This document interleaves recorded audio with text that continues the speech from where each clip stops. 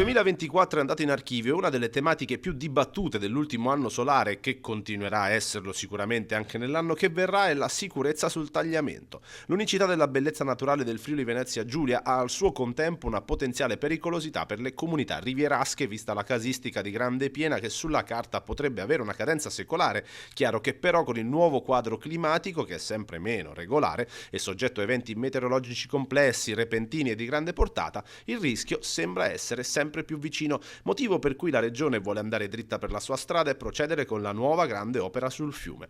L'assessore Scoccimarro lo ha ribadito a più riprese, nonostante le pressioni dei comitati e anche qualche frizione interna alla maggioranza. Con una metafora calcistica, la palla non può più essere spedita in tribuna. Semplicemente un ponte vecchio viene cambiato con un ponte nuovo e in più c'è le paratie. Questo è un problema per qualcuno? Lo vogliono cavalcare a fini elettorali? Io non ci sto. Io penso che si vada a fare un'opera che è giusto fare. Ci conveniva mandare la palla in tribuna perché magari succederà fra 10, 20, 30 anni questo problema. Però noi oggi dobbiamo avere la coscienza a posto, le nostre future generazioni. E visto che per il completamento dell'opera stessa ci vorranno poi tanti anni, sembra che il 2025 debba essere l'anno giusto per prendere delle decisioni. Sulla tematica si è espresso in maniera chiara anche il Presidente della Repubblica, Sergio Mattarella, nel suo discorso di inizio anno. Il mutamento del clima incide decisamente anche sugli eventi meteo che subiamo in Italia.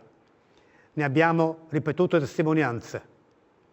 Le alluvioni non possono più essere considerate fatti straordinari, sono frequenti e vanno quindi prevenute con lungimiranza, rimuovendo le condizioni che provocano sciagure. E a proposito di metafore sportive, ora probabilmente lo stesso assessore Scoccimarro prenderà la palla al balzo e sfrutterà l'assist di Mattarella per sollecitare tutte le parti in gioco a decidere con lungimiranza, come detto dal Presidente.